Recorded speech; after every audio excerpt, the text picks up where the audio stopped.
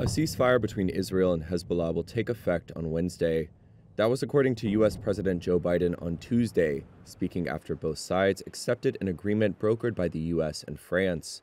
This is designed to be a permanent cessation of hostilities. What is left of Hezbollah and other terrorist organizations will not be allowed, I emphasize, will not be allowed to threaten the security of Israel again. Biden spoke shortly after Israel's security cabinet approved the agreement in a 10-1 vote. He also said there would be a drawdown period of 60 days, where Israel would gradually withdraw its forces as Lebanon's army takes control of its territory near the border, which Biden said would ensure Hezbollah does not rebuild infrastructure there. Civilians on both sides will soon be able to safely return to their communities. Lebanon's foreign minister said earlier in the day that their army would have 5,000 troops deployed as Israeli forces withdrew. Netanyahu had also said in an earlier address that the ceasefire would allow Israel to focus on the threat from Iran, replenish depleted arms supplies, and give the army a rest. Tonight I introduced to the Cabinet a ceasefire proposal for Lebanon. The duration of the ceasefire depends on what happens in Lebanon. In full coordination with the United States, we retain complete military freedom of action. Should Hezbollah violate the agreement or attempt to rearm, we will strike decisively. If it tries to rebuild its fortifications along the border, we will strike. If it launches a rocket, digs a tunnel, brings in a truck with missiles, we will strike. He also said the ceasefire would allow Israel to isolate Hamas, which Israel is battling in devastated Gaza. There was no indication the truce would help deliver a ceasefire or hostage release deal with Hamas. Biden leaves office in January. However, he said his administration would continue to push for a Gaza truce after the Israel-Lebanon deal, and for an agreement to normalize relations between Saudi Arabia and Israel.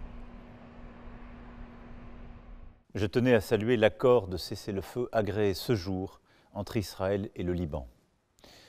Il constitue l'aboutissement d'efforts entrepris depuis de longs mois auprès des autorités israéliennes et libanaises, en étroite coordination avec les États-Unis d'Amérique et sous l'impulsion du président Joe Biden.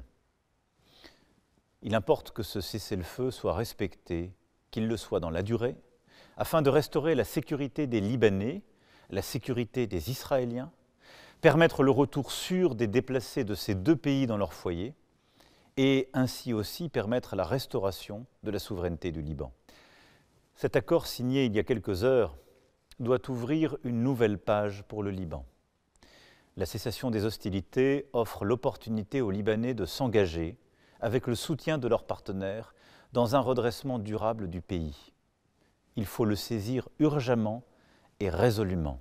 C'est, au moment où je vous parle, la responsabilité des autorités libanaises et de tous ceux qui exercent d'éminentes responsabilités politiques. Ce cessez-le-feu marque un moment important aussi pour Israël.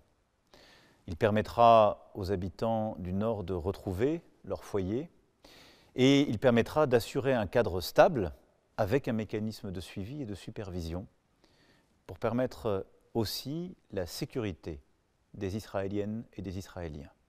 Cet accord ne doit cependant pas nous faire oublier que la guerre continue de sévir à Gaza, où la France poursuivra ses efforts en vue d'une cessation des hostilités, de la libération des otages et de l'entrée massive de l'aide humanitaire et, bien entendu, d'une solution politique juste et durable qui passe par deux États. Cet accord doit là aussi ouvrir la voie à un cessez-le-feu trop longtemps attendu face aux souffrances sans commune mesure de la population de Gaza. Oui, l'accord qui vient d'être signé montre la voie d'un courage politique qui seul peut donner à tous au Moyen-Orient la paix et la sécurité dans la durée.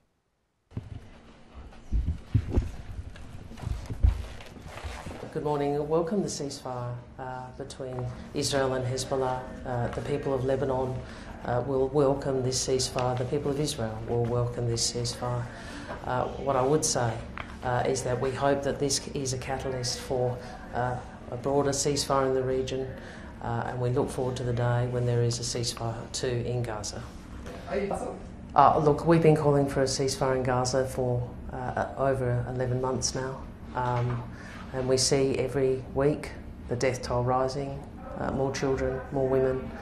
We again join with the overwhelming majority of the international community to urge a ceasefire in Gaza. But today we are very pleased to see that there is a ceasefire with Hezbollah and that the people of Lebanon and Israel can know some peace. Look, I'm not going to go into the reasons why this has occurred. What I would say is Australia has been advocating for a ceasefire along with the majority of the international community for a long time in Gaza, and we made clear our position in relation to Lebanon earlier. Obviously, we want to see diplomatic efforts to ensure that the relevant UN Security Council resolutions are complied with. That is in the interest of all parties.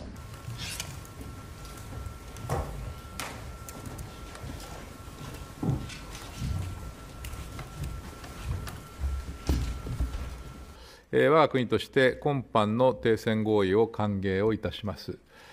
民間人の被害を防ぎ、事態のさらなる悪化を回避するということが重要でありまして、我が国として事態の外交的解決に向けた米国及びフランスによる努力を高く評価するとともに、引き続きこれを強く支持をしております。今回の合意を受けまして、すべての当事者が停戦合意を完全に履行し、地域の安定にコミットすべく、最大限の措置を講じることを強く求めてまいります。同時に我が国としては、引き続きガザにおける事態の早期沈静化、人道状況の改善に取り組み、中長期的な地域の平和と安定の確立に向けた外交努力を重ねてまいります。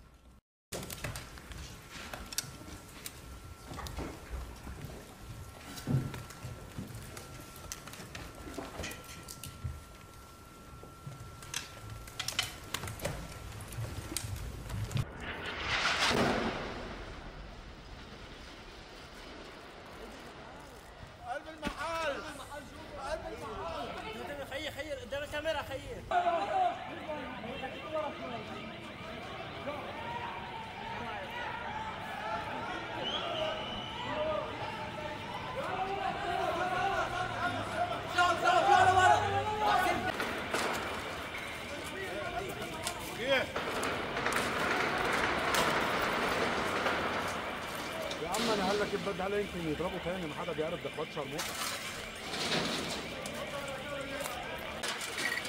يا ويلو جيب لي تصفيله ها. ابي مدنيين ورا شباب. شباب مدني لورا عمول ما بتفكر مثلا انت.